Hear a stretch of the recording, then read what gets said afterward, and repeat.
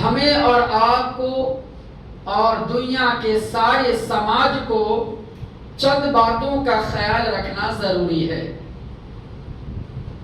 اور دوسری بات یہ ہے کہ دیکھو، اللہ تبارک و تعالی نے ہم سب کو مٹی سے پیدا کیا، یہاں تک کہ ہمارے باپ جن کے ہم سب اولاد ہیں، جن کا نام نامی اسم گرامی سیدنا آدم علیہ السلام، ان کو بھی اللہ نے مٹی ہی سے بنایا، اور وہ سب سے پہلے انسان تھے، سب سے پہلے نبی بھی تھے، اور ہم سب انہی کے اولاد میں ہیں۔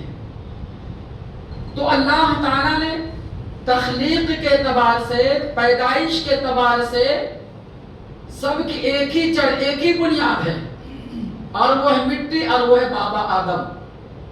لیکن شکل و صورت کے اعتبار سے لوگ ایک دوسرے سے الگ ہوتے ہیں، رنگ و رونق کے اعتبار سے ایک دوسرے سے الگ ہیں، کوئی کالے رنگ کا ہے تو کوئی سفید گورے رنگ کا ہے، کوئی سیاہ رنگ کا ہے تو کوئی اجلے رنگ کا ہے، اور اسی طریقے سے قد و قامت کے اعتبار سے بھی ایک دوسرے سے مختلف ہیں۔ اللہ نے کسی کو اونچے قد والا بنایا تو کسی کو نیچے قد والا بنایا، کوئی لمبے قد والے ہیں، کوئی چھوٹے پست قد والے ہیں، اور اسی طریقے سے سب کی زبان، بولی، رہن سہن بھی الگ الگ ہے۔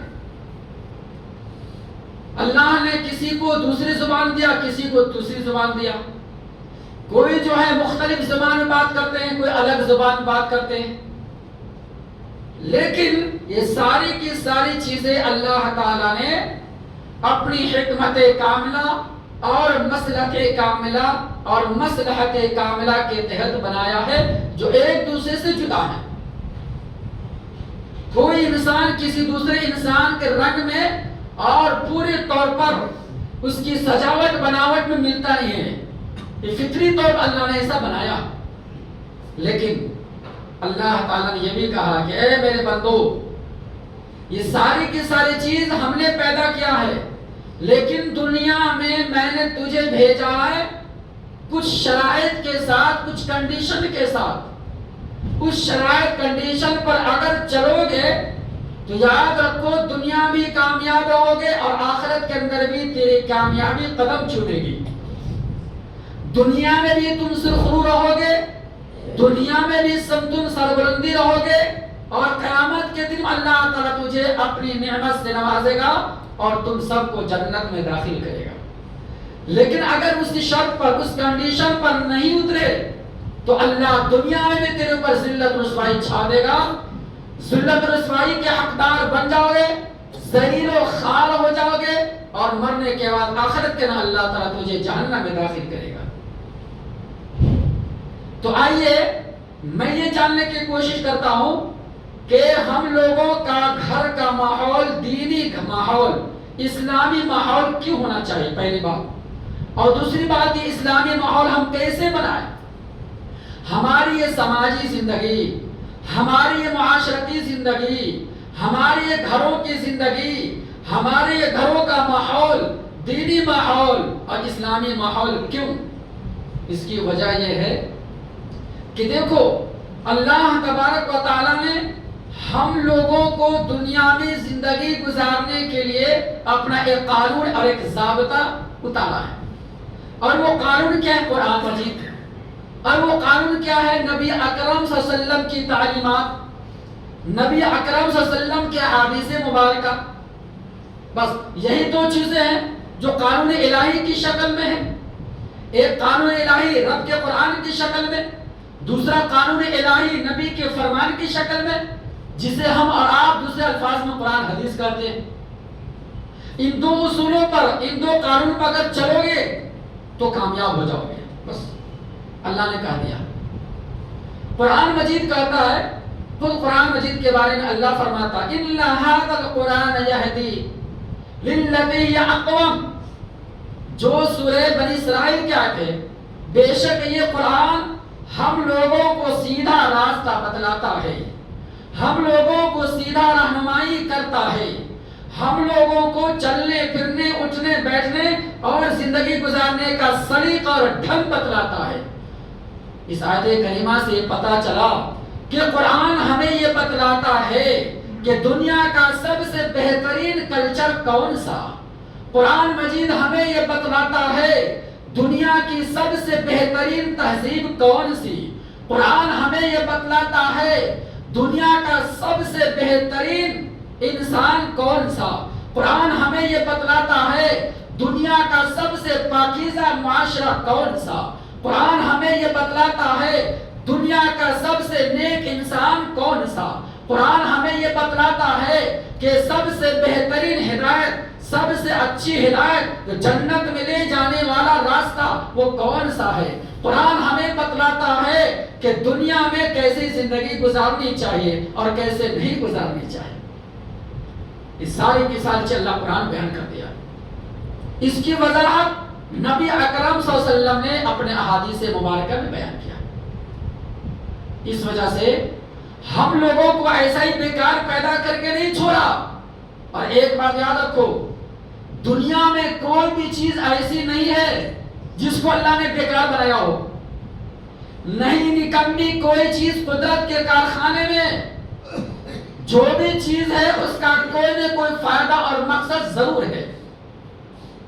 ہر ایک مخلوق کو، اس آسمان کو بنایا اس کا بھی مقصد ہے، زمین کو پیدا کیا اس کا بھی مقصد ہے، یہ کیڑے مکوڑے سانپ بچھی جو پیدا کیا اللہ نے اس کا بھی مقصد ہے۔ یہ بھی بے فائدہ بیکار نہیں ہے، اس کا بھی کوئی نہ کوئی فائدہ ہے۔ یہ سورج کی روشنی جو حاصل کرتے ہیں اس کا بھی فائدہ ہے۔ اگر پانی اپنا پیاس بجھانا چھوڑ دے، اگر یہ زمین غلہ اناج نکالنا چھوڑ دے، اگر چاند سے چاندنی آنا چھوڑ دے، اگر سورج کی روشنی آنا چھوڑ دے، کوئی مقصد نہیں رہا، بیکار ہے۔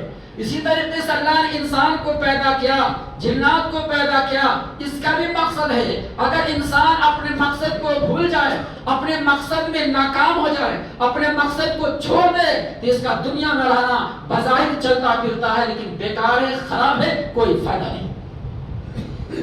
اور وہ مقصد حیات رب کی عبادت، نبی کا طریقہ بس۔ اب رب کی عبادت نبی کے طریقہ کیسے کریں گے؟ اس کے کچھ اصول ضابطے ہیں۔ سب سے پہلا اصول یاد رکھو، اگر ہم اپنے گھر کو دینی ماحول بنانا چاہتے ہیں، اپنے گھر کو اسلامی ماحول بنانا چاہتے ہیں، اپنے معاشرے کو پاکیزہ معاشرہ بنانا چاہتے ہیں تو سب سے پہلے علم دین سیکھو۔ یہ پہلا بنیادی چیز ہے۔ علم دین سیکھنا ہی نہیں بلکہ علم دین سیکھنے کے ساتھ ساتھ اس پر عمل بھی کرنا۔ دنیا میں کچھ لوگ ایسے بھی ہیں، بہت سارے لوگ ملیں گے جو دنیا میں علم تو سیکھے ہیں، دنیا کا بھی علم ہے، دین کا بھی علم ہے، لیکن عمل سے کافی دور ہے۔ سیدنا عبداللہ ابن مسعود رضی اللہ عنہ کہا کرتے تھے، یہ مشہور صحابی ہیں، یہ وہی صحابی ہیں جن کے بارے میں تاریخ میں اور سیرت میں یہ بیان کیا گیا ہے کہ مکی زندگی کے اندر جہاں اسلام کو اعلانیہ طور پر کھلم کھلا طور پر مسلمانوں کے لیے اسلام کا تبلیغ کرنا بڑا دشوار تھا۔ مکی زندگی کے اندر لوگ پریشان تھے، ظالم لوگ ستا رہے تھے، ظالم لوگ برگلا رہے تھے، ظالم لوگ حملہ کر رہے تھے۔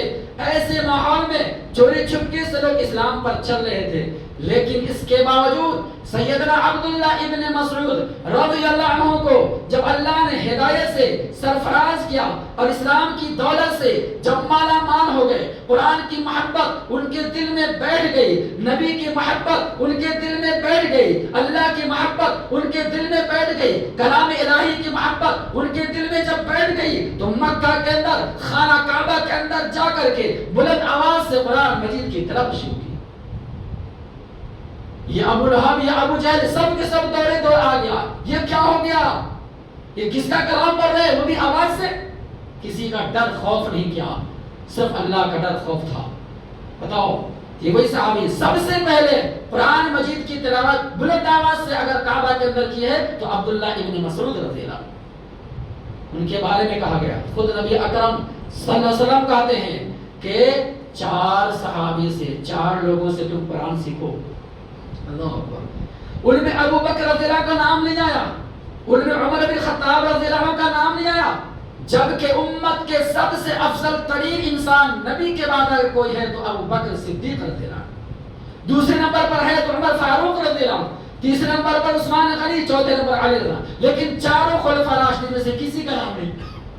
دیکھو یہ قرآن کی برکت ہے، یہ قرآن کی محبت ہے، یہ قرآن پر چلنے کا ایک متاثر ہے کہ اللہ کے نبی نے 4 صحابی سے کہا، وہ تفسیر نہیں جانا چاہتا، ان میں سے ایک صحابی عبداللہ ابن مسعود، اور کسی کو نام چاہیے تو بعد میں پوچھے، ابن مسعود رضی اللہ کا نام لے کر نبی نے فرمایا ان سے قرآن سیکھو، یہ قرآن کے قاری ہیں، یہ قرآن کے عالم ہے، یہ قرآن کے عامل ہے، یہ قرآن کے داعی ہیں، یہ قرآن کے مبلغ ہے، یہ قرآن کے مفتی ہے، یہ قرآن کے مطابق فتویٰ دینے والے ہیں، یہ قرآن کے پورے رموز و اوقاف سے اچھی طریقے سے واقفیت رکھنے والے ہیں، یہ قرآن مجید کے ایک ایک آیت کو سیکھتے ہیں دوسرے تک پہنچاتے ہیں۔ تو بہرحال عبداللہ بن مسعود رضی اللہ عنہ کہا کرتے تھے کہ جب تک میں نبی اکرم صلی اللہ علیہ وسلم سے قرآن مجید کی 10 آیتیں نہ سیکھ لیتے، اور سیکھنے کے بعد جب تک میں اس پر عمل نہیں کرتا، جب تک میں اس کی تبلیغ نہ کرتا، آگے والی آیت میں نہیں سیکھتا تھا۔ اللہ اکبر۔ چنانچہ 10 آیت سیکھ لیے اور اس پر عمل کرنا شروع کر دیے، اور اس 10 آیتوں کی تبلیغ کر دیا، پھر اگلا 10 آیت سیکھا کرتے تھے، اس طریقے سیکھتے سیکھتے قرآن مجید کے پورے حافظ بن گئے۔ یہ ابن مسعود رضی اللہ عنہ، اور عمل شروع کر دیے۔ آج ہم لوگوں کا جذبہ کیا ہے؟ بہت سارے لوگ ایسے جلسے میں جاتے ہیں، علماء کرام کے بیانات سنتے ہیں، کانفرنس میں جاتے ہیں، اجتماع میں جاتے ہیں، بہت جگہ پر اجتماع ہوتا ہے، جلسے بھی ہوتے ہیں۔ میں نہیں کرتا اجتماع مت جاؤ، جلسے مت جاؤ، ہم یہ کہتے ہیں کہ تم جاتے تو کیا سیکھے، ایک بات، اور سیکھنے کے بعد کتنا عمل کیے، کیا وہ سیکھ کر تم گھر والوں کو آ کر بتاتے ہو، کیا اپنے بچے کو بھی دعوت دیتے ہو، کیا اپنے گھر کے لوگوں کو بھی سکھاتے ہو، کیا اپنے جوڑو بچے کو بھی بتاتے ہو، کیا کرتے ہو کہ ایک کان سے سن لیا دو کان سے نکال دے؟ یہ طریقہ، یہ طرز نہیں ہونا چاہیے۔ جتنا علم سیکھو، کوئی ضروری نہیں کہ آپ حافظ بننا ہے یا عالم بننا ہی فرض ہے، نہیں۔ حلال و حرام کی تمیز، فرائض و واجبات کا علم، نماز پڑھنے کا ڈھنگ طریقہ، عقیدے کی درستگی، صحیح عقیدے اور صحیح منہج کا اپنانے کا طریقہ، اور اسی طریقے سے دنیا کے رہنے کے زندگی گزارنے کا طریقہ، اتنی چند موٹی باتیں تو سیکھنا ہر مسلمان کی ضروری ہے۔ اس کے لیے مدرسے میں جانا، 10 سال کا کورس لگانا کوئی ضرور نہیں۔ آپ اپنے محلے کے مسجد میں رہ کر بھی سیکھ سکتے ہیں، محلے کے امام سے آپ سیکھ سکتے ہیں، لیکن سیکھے تو یہ بات ہے۔ تو ایک ہے سیکھنا اور سیکھنے کے بعد عمل کرنا۔ یاد رکھو، سیکھنے کے بعد علم رہتے ہوئے عمل نہ کرنا اس کی مثال گدھے جیسی ہے۔ یہ قرآن نے بیان کیا، کمثل الحمار يحمل اسفارا، اللہ نے قرآن میں گدھے کی مثال بیان کی ہے کہ گدھے کے اوپر چند کتابیں رکھ دو، بخاری مسلم ترمذی، اسے کیا سمجھ میں آئے گا؟ کیا ہے ہمارے پشت پر کیا سوال، کیا لدا جا رہا ہے؟ تو بے عمل عالم کی مثال گدھے کے مانند ہے، اور بے عمل عالم کی مثال یہودیوں کے مانند ہے۔ یہ قرآن میں ذکر ہے، یہودیوں کے پاس علم تھا لیکن عمل نہیں تھا، عمل سے پورے تھے، تو کیا کامیاب ہو سکے؟ کیا ان کو جنت مل سکی؟ کیا دنیا میں عزت ملی؟ کیا آخرت کے اندر جنت مل سکتی؟ ہرگز نہیں۔ وہ تو ذلیل قوم بن کر رہ گئے، یہودی قوم قیامت تک ذلیل ہوتے رہیں گے، اللہ کی لعنت بستے رہیں۔ اور ایک قوم ہے نصارہ کرسچن، جن کے پاس عمل تھا لیکن علم نہیں تھا۔ تو دونوں چیزیں گمراہی کا راستہ ہے، صرف علم سیکھ لینا، جانکاری لینا اور عمل نہ کرنا، وہ بھی گمراہ، اور عمل کر رہا لیکن بغیر علم کے، بغیر ہدایت کے، بغیر صحیح راستے کے، وہ بھی گمراہ ہے۔ اور یہود و نصارہ میں یہی 2 چیزیں تھی جس سے ہم لوگ ہر نماز میں، ہر رکعت میں اس سے بچنے کی دعا کرتے، نہیں کرتے؟ غیر المغضوب علیہم ولا الضالین، کیا ہے؟ ایک سے مراد یہودی، دوسرے سے مراد نصارہ۔ تو آج مسلمان یہ بہت بری چیز ہے۔ صحابہ کرام کی زندگی ایسے نہیں تھی۔ جو بھی صحابی تھے، چاہے اول درجے کے ہو یا آخر درجے کے ہو، پہلے درجے کو یا لاسٹ کے درجے کو، سارے صحابی کا طرز عمل یہی تھا کہ نبی سے جو سیکھے، سیکھنے کے بعد اس پر عمل کیا اور لوگوں تک پہنچایا۔ تو پہلا اصول یہ ہے۔ دوسرا اصول، اپنے گھر کو دینی ماحول بنانے کے لیے کیا کرنا پڑے گا؟ صحیح جوڑے کا انتخاب کرنا پڑے گا۔ ہم یہ چاہتے ہیں کہ ہمارا معاشرہ دینی معاشرہ ہو، ہمارا گھر کا ماحول دینی ماحول ہو، ہمارے گھر کا ماحول اسلامی ماحول ہو، تو ہم کو سب سے پہلے نمبر پر یہ کام کرنا ہوگا کہ جوڑوں کا صحیح انتخاب۔ جوڑے سے مراد مرد اور عورت، یعنی شادی بیاہ کے لیے لڑکا لڑکی کا صحیح انتخاب ہونا چاہیے۔ نیک صالح لڑکا ہو، نیک صالح بیوی کا انتخاب، یہ گھریلو ماحول کو اچھا بنانے کے لیے سب سے بہترین راستہ اور سب سے بہترین ذریعہ ہے۔ اسی وجہ سے صحیح بخاری کی روایت ہے، اللہ کے نبی اکرم صلی اللہ علیہ وسلم کہا کرتے تھے، آپ نے فرمایا تنکح المرأة لأربع لمالها ولجمالها ولحسبها ولدينها فاظفر بذات الدين تربت يداك۔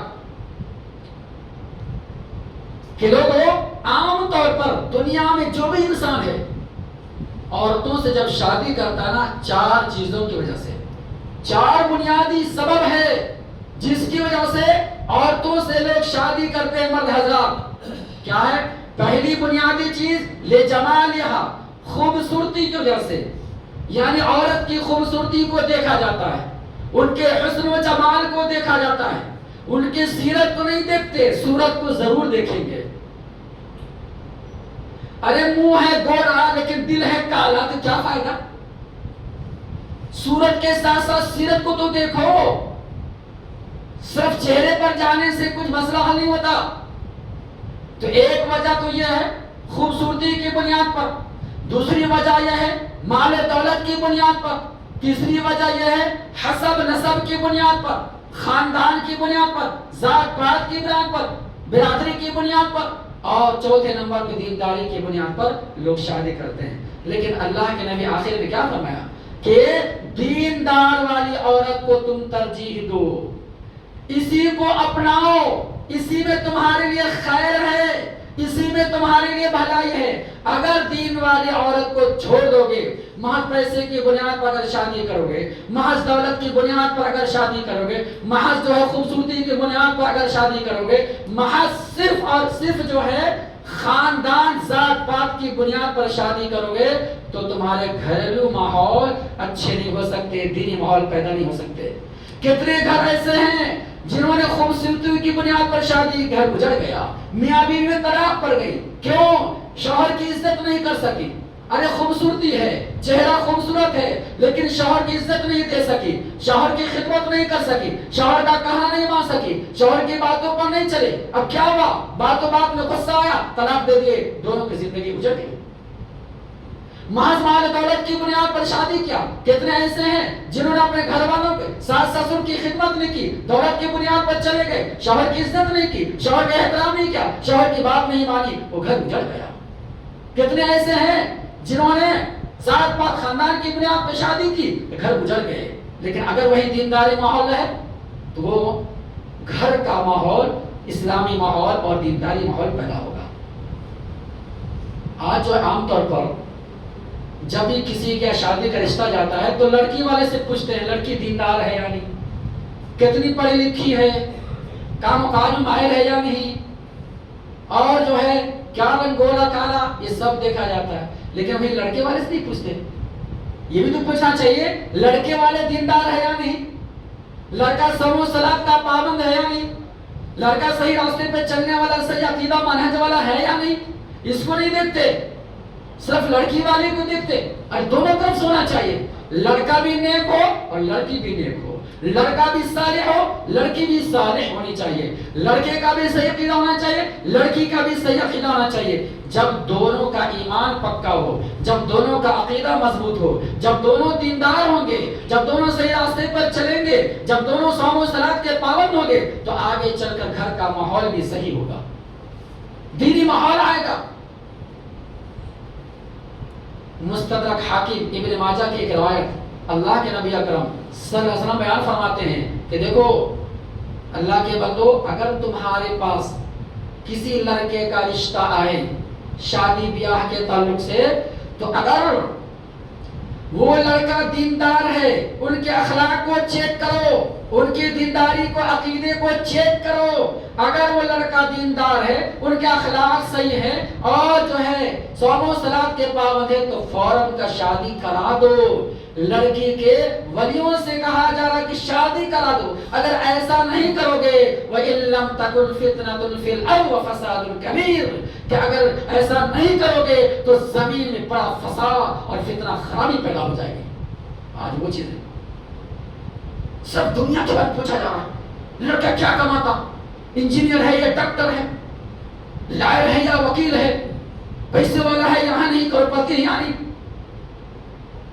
سب اس کو دیکھا جاتا, دینداری ماحول کو نہیں. 100 میں اللہ ماشاءاللہ 2% ہوں گے زیادہ تر اس دنیا کی بنیاد پر. آگے چل کے گھر تباہ برباد رہتا ہے.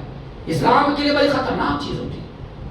اور اگر مان کے چلو کسی کی شادی ہو گئی, دونوں کا جوڑا لگ گیا, تو شادی ہونے کے بعد بھی اپنے گھر کو دینی ماحول بنا سکتے ہیں. ایک تو شادی سے پہلے کہ صحیح لڑکا اور صحیح لڑکی کا انتخاب کرو.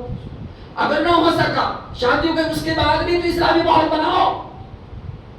کیا اس کے بعد نہیں بن سکتا؟ اس کے باوجود بھی بن سکتا ہے, لیکن نہیں بنتا. کیوں؟ آج ماحول ایسا ہے کہ ماں باپ سامنے موجود ہے, اولاد سامنے ہے, لیکن اولاد کو فرصت نہیں ہوتا ہے کہ اپنے ماں باپ سے بات کروں, لیکن موبائل پہ چیٹنگ بازی چل رہی. بتاؤ, فیس بک دیکھا جا رہا ہے, واٹس ایپ دیکھا جا رہا ہے, گوگل کو دیکھا جا رہا ہے, یوٹیوب چینل چلایا جا رہا ہے, اور ماں باپ سامنے ان سے بات بھی نہیں کر رہے, پیار کی محبت کی بات چیت نہیں. آج یہ موبائل جب سے آیا نا, سب سے بڑا فتنہ کا ذریعہ یہی ہے. 80% اگر کہا جائے تو غلط نہیں, فتنہ. اللہ اکبر, گھر گھر میں فتنہ گھس جائے. کہتے ہیں نبی کے حدیث ہے, ایک دور آئے گا کہ فتنہ تمہارے گھر گھر میں گھس جائیں گے, بارش کے قطرات کے مانند. اللہ اکبر, جیسے بارش کا قطرہ ایک کے بعد دیکھ رہے, ایک قطرہ پھر دوسرا قطرہ پھر تیسرا, لگاتار آتے رہتا نا, ویسے فتنے ایک پر ایک آتے رہیں گے. اللہ اکبر, تمہارے گھروں کے اندر فتنہ آ جائیں گے, بچنا بہت مشکل ہو جائے گا. آج وہی فتنہ آ چکا ہے موبائل کی شکل میں. یہ موبائل نے ہمارے سب سے پہلے ذہن دماغ کو خراب کیا. جب سے موبائل آیا نا, پہلے انسان کے ذہن کو برباد کرتا, برے خیالات پیدا کرتے, خواہشات کی طرف لے جاتا, برے خیالات کی طرف لے جاتا, ہمارے ذہن کو پاک صاف نہیں کرتا, ہمارے ذہن کو برائی کی طرف, شیطان کی طرف لے جاتا ہے. موبائل آنے کی وجہ سے کتنے لوگ ایسے ہیں جو بگڑ گئے, کتنی لڑکیاں بگڑ گئی اسکول کالج کے چکر کے, کتنے لڑکے بگڑ گئے اسکول کالج کے چکر میں. موبائل کا ذریعہ ہے. آخر موبائل ان کے ماں باپ کیوں دیے بچے کا ہاتھ میں؟ پہلی بات تو یہ, کیا ان کو زکریا السلام کا واقعہ نہیں معلوم؟ اللہ تعالیٰ نے قرآن مجید میں زکریا السلام کے واقعے کو ذکر کرتے ہوئے جو مریم السلام کے رشتے میں خیال رکھتے ہیں, معلوم ہے ایک دفعہ مریم علیہ السلام کے پیٹ سے سیدنا عیسیٰ علیہ السلام جب پیدا ہوئے, اور ایک دفعہ دیکھا کہ بغیر موسم کے پھل, بغیر موسم کے سامان, گرمی کا موسم میں ٹھنڈے موسم کا پھل, ٹھنڈے موسم میں گرم موسم کا پھل, سیب, انار, یہ سارے کے سارے چیزیں, اور لانے والا کوئی نہیں, اور مریم السلام کے پاس موجود ہے. تو زکریا السلام کہنے لگے, قال یا مریم انا لکی ھذا. اللہ اکبر, چیک کیا, امتحان لیے. ان کی پرورش کرنے والے, ان کی نگرانی کرنے والے زکریا علیہ السلام تھے. فوراً زکریا السلام کرنے لگے, اے مریم تیرے پاس بے موسم یہ پھل کہاں سے آیا؟ تیرے پاس یہ سیب, سنترا, انار کہاں سے آیا؟ کوئی لانے والا بھی نہیں, اور موسم کا سیزن بھی نہیں, یہ سارے سامان کہاں سے تیرے پاس آیا؟ ان کا امتحان لیا, چیک کرے, ان کی گرفت کی, پوچھا گیا. تو مریم السلام کیا بولے؟ قالت هو من عند اللہ, یہ اللہ کے پاس آیا.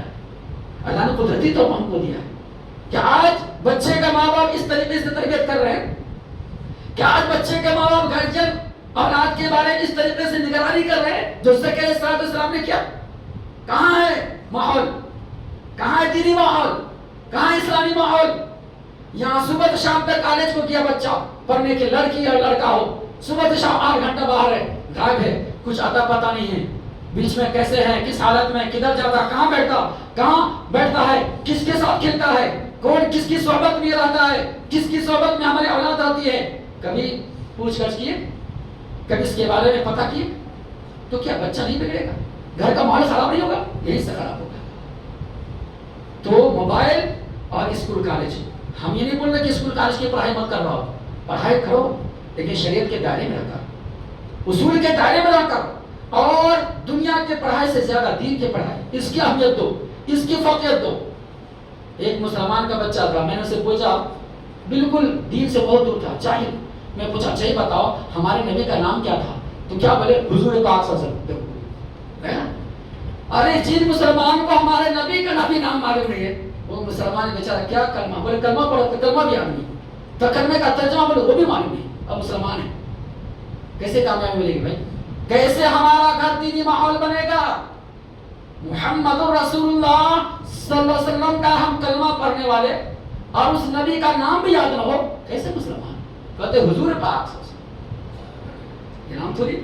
بہرحال تو ایک اصول ضابطہ یہ ہے کہ اپنے گھر کو دینی ماحول پیدا کرنے کے لیے ہم کو چاہیے کہ صحیح جوڑے کا لڑکا یا لڑکی اس کا انتخاب. اور ایک بات اور یاد رکھیں، عام طور پر شادی بیاہ میں جو رکاوٹیں آتی ہے نا، کیوں رکاوٹ آتی ہے؟ ایک وجہ یہ بھی ہے مالداری، پیسے کا نہ ہونا. غریب بچی کی جنازہ نکل جاتے، ایک غریب لڑکی ہے ان کا شادی کرانا چاہتے ہیں، اب بہت سارے پیسے چاہیے، لڑکا دہیز مانگ رہا ہے، بھک منگا فقیر بن گیا ہے، انٹرنیشنل فقیر بن گیا ہے، 1 لاکھ چاہیے تو 2 لاکھ کٹنم چاہیے، اتنا کٹنم دو گے تو میں کروں گا، نہیں تو نہیں کرتا. ان سے پوچھا ہے ظالم تم ماں کے پیٹ سے پیدا تھا کیا لے کے آیا تھا؟ تیرے بھی بہن بھائی بیٹی ہے نہیں؟ تمہارے پاس بھی بہن ہے، خالہ ہے کہ نہیں؟ کیا اس کا بھی لحاظ نہیں رکھتے؟ کیا شریعت میں اس چیز کے بارے بتایا گیا کہ شادی بیاہ کے اندر جہیز لو، تلک جہیز، سلامی کٹنا؟ اس کا کوئی تصور نہیں. یہ براتی شادی، اس کا کوئی تصور نہیں ہے، سب کے سب ناجائز، فضول خرچی. لڑکی والے کے طرف سے نکاح کے موقع پر 1 روپیہ خرچے کرنے کا شریعت اجازت نہیں دیتی ہے. یاد رکھو، یہ ہم لوگوں نے اپنے سے بنا لیا ہے. اتنا اتنا جوڑا چاہیے، اتنا اتنا گھوڑا چاہیے، اتنا اتنا پیسہ چاہیے، اتنا اتنا یہ چیز چاہیے، تب شادی بیاہ ہوگی، نہیں تو نہیں ہوگا. لڑکی والے، دلہن والے کی طرف سے 1 روپیہ خرچ کرنے کا شادی بیاہ کے موقع پر شریعت نے اجازت نہیں دی ہے. یہ جو کر رہے ہیں سب فضول بکواس، بیکار، شیطان کے راستے پہ جا رہے ہیں. سب شادی بیاہ کے موقع پر ایک ہی خرچ کرنے کا حکم دیا ہے، اور وہ لڑکا والا ولیمہ کرے، بس ولیمہ اور کچھ نہیں. لیکن کیا اس سنت طریقے پہ عمل ہو رہا ہے؟ نہیں ہو رہا ہے. ہماری زندگی خوشحال کیسے بنے گی بھائی؟ ہمارا گھر کا ماحول، دینی ماحول کیسے بنے گا؟ چلیے اب آ گئے. اس کے بعد ایک طریقہ یہ بھی ہے، ایک نسخہ، ہم اپنے گھر کو دینی ماحول اسلامی رنگ میں رنگیں گے. کیسے؟ اس کا ایک طریقہ یہ بھی ہے، ہمارا ایمان عقیدہ مضبوط ہونی چاہیے، ہم نماز کے پابند ہونی چاہیے. جب ہم خود نماز کے پابند ہوں گے تو ہماری اولاد بھی نماز کے پابند ہے. جب ہم نماز سے دور ہو جائیں گے، میری اولاد بھی نماز سے دور، دین سے دور ہو جائیں گے. اور یاد رکھو، اسلام میں 5 وقت کی فرض نماز تو ہے ہی، اس کی بڑی اہمیت. اب اس کی تفصیل بناؤں گا تو الگ وقت ہو جائے گا، صرف اشارہ کر لیتا ہوں. دیکھو، جنگ کا موقع ہے، اللہ کے نبی اکرم صلی اللہ علیہ وسلم جنگ کے میدان میں ہیں، اور آپ ساری فوج آپ کے پیچھے لڑ رہے ہیں. دشمن سامنے تلوار لے کر کھڑا ہے، لڑائی ہو رہی ہے، جنگ چل رہی ہے. ایسے موقع پر نماز کا حکم آ گیا. نبی اکرم صلی اللہ علیہ وسلم نے اپنے صحابی سے کہا کہ اے میرے صحابیوں، ایک جماعت پیچھے ہو جائے اور نماز پڑھ لے، چاہے 1 ہی رکعت صحیح، چاہے 2 ہی رکعت صحیح. 4 رکعت کی جگہ پر صلاۃ الخوف 2 رکعت پڑھنے کی اجازت ہے، یہاں 1 رکعت بھی پڑھنے کی اجازت ہے، لیکن نماز چھوڑنے کی اجازت نہیں. بتاؤ، اگر اللہ تعالیٰ چاہتا تو آگے پیچھے 1 گھنٹے کے لیے تو کہہ سکتا تھا نا کہ اے مسلمانوں، ابھی جنگ چل رہی ہے، دشمن سے لڑائی ہو رہی ہے، اس لیے تم بعد میں نماز پڑھ لو، بعد میں قضا کر لو، ابھی چھوڑ دو. اتنا بھی کہا گیا؟ نہیں کہا گیا. آج ہم لوگوں نے فرض نماز کو تو ہلکے میں لے لی، اس کی کوئی اہمیت نہیں سمجھ رہے. نوجوان لوگ تو اور گھوڑا بیچ کے سو رہے فجر کی نماز. ایسا لگتا ہے فجر میں کہ پورے مسجد سناٹا چھا ہوا ہے، محلے میں بستی میں ماتم چھا گیا، پتہ نہ کون مر گئے، کیا ہو گیا. فجر میں سارے کے سارے مصلی غائب.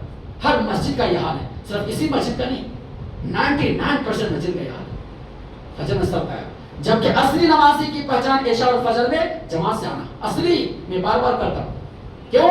منافق لوگ بھی نماز پڑھتے تھے، پتا ہے نبی کے دور میں، صحابی کے دور میں منافق بھی نماز پڑھتے تھے. لیکن کیسے پڑھتے تھے؟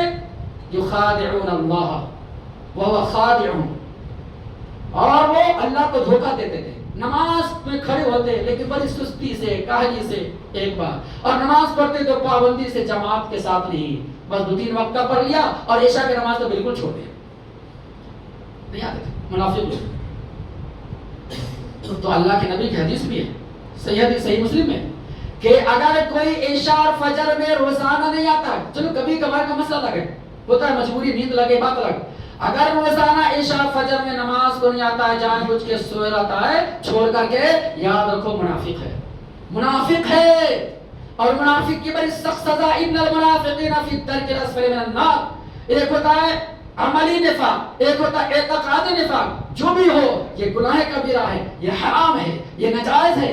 ہم کو منافق والا عمل نہیں چاہیے، ہم کو مومن والا عمل چاہیے. اللہ تعالیٰ ایمان والے عمل کو پسند کرتا ہے، اللہ تعالیٰ تقوی والے عمل کو پسند کرتا ہے، اللہ تعالیٰ صحیح سلامت والے عمل کو پسند کرتا ہے. منافقانہ رویہ اختیار کرنے والے کو اللہ ہرگز پسند نہیں کرتا ہے، اور اس کا ٹھکانہ جہنم. کہاں گئے مسلمان؟ پھر ہماری جیت کیسے ہوگی؟ پھر اللہ کی مدد کیسے آئے گی؟ فرض نماز چھوڑ دے، سنت نفل تو دور کی بات. اور ہماری جماعت میں ایک برائی خرابی یہ بھی ہے کہ سنت تو کبھی پڑھیں گے نہیں، نفل پڑھتے نہیں، اہتمام نہیں، بہت کم اللہ ماشاءاللہ. یہاں فرض نماز ہوتی ہے، سلام پھر بھاگنا شروع. یہ حال ہو گیا. اسلام میں 5 پلر ہے، 5 ستون، ان میں سے ایک بڑا ستون اقامت الصلاۃ. ایمان کے بعد، توحید کے بعد، اس کو ہلکے مت لینا. یہ نماز تمام برائیوں سے روکتی ہے، تمام بے حیائی سے، غلط کاموں سے روکتی ہے. یہ نماز، ہماری نماز جو ہے نا، 1000 برائیوں سے روک دیتی ہے، 1000 گناہوں سے روک دیتی ہے. اور بڑی سے بڑی مصیبت پریشانی آ جائے، اللہ اس بڑی سے بڑی مصیبت پریشانی کو دور کر دیتا ہے. نماز ایسی برکت. ایک واقعہ سناتا ہوں، سنو. سب سے پہلی بات عبداللہ بن مسعود رضی اللہ عنہ کا واقعہ سناتا ہوں. کہتے ہیں عبداللہ بن مسعود رضی اللہ عنہ تہجد کی نماز گھر میں پڑھتے تھے ہمیشہ، اور گھر میں پڑھنا ہی چاہیے، سنت ہے. اور سامنے بچہ سویا رہتا تھا، بچے کے سامنے عبداللہ ابن مسعود رضی اللہ عنہ کھڑے ہو کر نماز پڑھتے تھے. جب بھی نماز ہوتی بچے کو خطاب کر کے یا بنیا من اجلک، من اجلک، اللہ اکبر، کہ اے میرے بیٹے تیری وجہ سے، تیری وجہ سے. یہ بار بار کہہ رہے ہیں، آخر کیا بات ہے؟ اب جملے کا مطلب لوگوں نے سمجھا نہیں. بعد میں کسی نے پوچھا، ذکر ہوا تو یہ جملے کا کیا مطلب؟ تو کہنے لگے جب بھی میں تہجد کی نماز پڑھتا ہوں، جب بھی رات کو اٹھتا ہوں، بچے کے سامنے بچہ سویا رہتا ہے اور نماز پڑھ کے بچے کو خطاب کرتا ہوں، کہتا ہے میرے بچے تیری وجہ سے، تیری وجہ سے نماز قائم کیا جا رہا ہے. کیا مطلب؟ مطلب یہ ہوا کہ اس نماز کا اثر اولاد پر بھی ہوتا ہے، نیکی کا اثر اولاد پر بھی ہوتا ہے. اگر اولاد کے سامنے ماں باپ نماز پڑھیں گے تو اولاد بھی کل ہو کر نماز پڑھے گی. اگر اولاد کے سامنے ہم قرآن پڑھیں گے تو اولاد بھی قرآن پڑھیں گے، دیکھا دیکھی. لیکن جب گھر کے گرجے ماں باپ ہی بے نمازی ہو تو اولاد کیسے نمازی بنے؟ باپ اگر طبلہ بجانا شروع کر دے، گھر میں ڈھول بجانا، بیٹ بجا شروع کر دے، تو کیا بچے ناچ گانا نہیں کریں گے؟ ناچیں گے نہیں تو کیا کریں گے؟ ارے گانا تم شروع کرے تو بچے ناچ رہے. وہ حال ہو گیا ہمارا. باپ جو ہے بیٹ بجا بجا رہا ہے، بچے ناچ رہے. تو ایسی تربیت سے کوئی فائدہ نہیں، ایسے ماحول سے کوئی فائدہ نہیں، دینی ماحول نہیں آئے گا. اور عبداللہ ابن مسعود رضی اللہ عنہ اب قرآن مجید کا حوالہ دیا. قرآن مجید کہنے لگے کہ میں اس وجہ سے کہہ رہا ہوں کہ اللہ نے قرآن میں موسیٰ خضر کے حوالے سے ایک واقعہ بیان کیا ہے کہ ایک دفعہ خضر علیہ السلام راستے میں جا رہے تھے، 2 یتیم بچے کا کچھ مال چھپا ہوا تھا اور دیوار گری ہوئی تھی. وہ دیوار کو کھڑی کر دیا اور خضر علیہ السلام کہنے لگے اے موسیٰ، یہ 2 یتیم بچے کا مال یہاں پر دبا ہوا تھا، چھپا ہوا تھا. اگر میں اس کو کھڑا کر کے یتیم بچے کو مال نہیں دیتا تو ظالم لے لیتا، ہڑپ لیتا، اس لیے میں نے اس کے کیا ہے. اور کہنے لگے وَكَانَ أَبُوهُمَا صَالِحًا، ان دونوں بچے کا باپ بڑا نیک تھا. اللہ دیکھو، تو نیکی کا اثر اولاد بھی پڑتا ہے، نیکی کا اثر خاندان میں بھی پڑتا ہے. تو پہلے خود نیکی کا کام کرو، گھر میں برائیوں کو ہٹاؤ. اور ایک بات اور سمجھے، ایک طرف ہم نیکی کر رہے ہیں، دوسری طرف برائی کر رہے ہیں، تو یاد رکھو برائی نیکی کو ختم کر دیتی ہے، کوئی فائدہ نہیں. برائی کو بھی دور کرے. برائی کے جتنے راستے, چاہے ٹی وی کے شکل میں ہو, موبائل کی شکل میں ہو, فیس بک کی شکل میں ہو, انٹرنیٹ کی شکل میں, جو بھی ہو, ایک طرف ہم نیکی کر رہے ہیں, دوسری طرف برائی کی طرف دھیان نہیں ہے, کوئی فائدہ نہیں ہوگا. وہ گھر ہمارا دینی ماحول نہیں بنے گا. دینی ماحول, اسلامی ماحول بنانے کے لیے ہمیں برائی کا بھی خاتمہ کرنا ہے. اور نماز تو ہر حال میں پڑھنا ہے. اللہ نے قرآن میں جگہ جگہ بیان کیا ہے کہ اپنے اہل و عیال کو آپ بھی نماز پہ قائم رہیے. اللہ نبی سے کہا, جب نبی سے نماز معاف نہیں, ہم سے کیسے معاف ہوگا؟ اور نماز کی ایک برکت اور یاد رکھو, آخری بات اس کے بعد ختم کر دیتا ہوں. نماز کی کتنی بڑی برکت پتہ ہے؟ بڑی سے بڑی مصیبت آ جائے نا, بڑا سے بڑا دشمن بھی سامنے ہو نا, اللہ نماز کی برکت سے اس کو ختم کر دیتا ہے. ویسے ایک دفعہ کا واقعہ سناتا ہوں. تاریخ ابن دمشق, تاریخ ابن عساکر ایک کتاب کا نام ہے, اس میں حافظ ابن عساکر رحمۃ اللہ علیہ تاریخ دمشق میں ایک واقعہ نقل کرتے ہیں, جو تاریخ کی کتاب. کہتے ہیں ایک فقیر راستے میں جا رہا تھا اور خچر پر سوار تھا. خچر بولے تو ایک سواری جو گدھے سے بڑا ہوتا ہے اور گھوڑے سے چھوٹا, خچر, قرآن میں اس کا ذکر آیا. خچر نام کے ایک سواری تھی اور اس سواری پر روزانہ بغداد سے لے کر ایک دوسرے علاقے پر لوگوں کو سوار کر کے لے جاتا تھا اور اس سے کرایہ وصول کرتا تھا, کرایہ, اور اس سے بال بچے کی پرورش کرتا تھا. تو ایک دفعہ ایسا ہوا, وہ فقیر آدمی خچر پر آدمی کو سوار کر کے لے جا رہا تھا. اچانک کیا ہوا, اس وقت سواری ایک ہی آدمی تھا اور وہ نکلا پڑا ظالم. جاتے جاتے راستے میں وہ ظالم آدمی کہنے لگا سوار کے مالک سے, سواری کے, کہ ایسا کرو اس راستے سے مت لے جاؤ, اس راستے سے لے جاؤ, میں ادھر سے جانا چاہتا ہوں. تو سواری کا مالک کہنے لگا بھائی روزانہ ہم جانے والے, ہم کو پتا ہے کون سا راستہ کہاں جاتا ہے, تم کیوں بولتی ہے؟ تو کہنے نہیں, ہم کو اس راستے سے جانا, ہم کو ادھر سے لے جاؤ. بولے ادھر سے راستہ نہیں ہے, راستہ ادھر سے جاتا. زبردستی کرنے لگے, کہنے لگے, دھمکی دینے لگے, اگر تم ہم کو اس راستے سے نہیں لے جاؤ گے تو تجھے مار ڈالوں گا, قتل کر ڈالوں گا. وہ فقیر آدمی بڑا نیک تھا, دیندار تھا. دیکھو کہتے ہیں دینداری کا سر. تو آخر وہ زبردستی کیا. اب یہ فقیر آدمی اکیلا ڈر گیا, کیا کروں؟ چنانچہ اس کو جیسے بولا اس راستے سے لے گیا. اب انجام راستے سے لے گیا, اجنبی راستے سے. اچانک جاتے جاتے دیکھا ایک بڑا کنواں تھا, ایک گڈھا تھا, اور وہاں پہ بہت ساری لاشیں پڑی ہوئی تھی. اللہ اکبر, اس کو دیکھ کر ان کا دل اور گھبرا گیا, بے چین ہو گیا, پریشان ہو گیا, ٹینشن میں آ گیا, اب میں کیا کروں؟ چنانچہ وہ آدمی خچر پر سے نیچے اترتا ہے اور تلوار نکال کر دکھاتا ہے, اب تمہاری جان جائے گی, اب تم کو میں قتل کروں گا. تو انہوں نے کہا بھائی کس بنیاد پر مجھے مارو گے؟ ہم نے کیا غلطی کی ہے؟ ہم نے تو کوئی غلطی نہیں, کوئی جرم نہیں کیا. نہیں, تم نے جرم کیا ہے کہ جیسے بولا ویسے کیوں نہیں سنا, بس غصہ آیا, تلوار دکھایا. تو آدمی کہا ایسا کرو, چھوڑ دو ہم کو, یہ جتنا مال دولت ہے سب لے لو, تم چلو جاؤ, جاؤ, تم کو دولت چاہیے, سواری چاہیے, نہ چلے. وہ بولا نہیں ہوا, یہاں تک کہ پیچھا چھوڑ کر بھاگنا شروع کیا. اللہ اکبر. وہ خچر کا مالک جو تھا سواری کا, وہ بھاگنا شروع کیا. فقیر آدمی بھاگا, اس کے پیچھے پیچھے وہ بھی بھاگ رہا ہے, دشمن ظالم آدمی مارنے کے لیے بھاگ رہا, پیچھے مڑ کے دیکھ رہا, آ بھاگ رہا. اتنے میں کیا ہوا, ان کے دل میں خیر آیا, کہنے لگا کہ اے ظالم سنو, ایک بات کی مجھے اجازت دو, تم مجھے مارنا چاہتے ہو, قتل کرنا چاہتے, چلو کوئی بات, میں تیار ہوں, لیکن مجھے کچھ وقت مہلت دو. بولے کس لیے؟ بولے کہ ہم کو 2 رکعت نماز پڑھنی ہے. اللہ, 2 رکعت ہم کو نماز پڑھنے کا مہلت دو, اتنا وقت دے دو مجھے. چنانچہ ظالم کا ٹھیک ہے چلو جاؤ.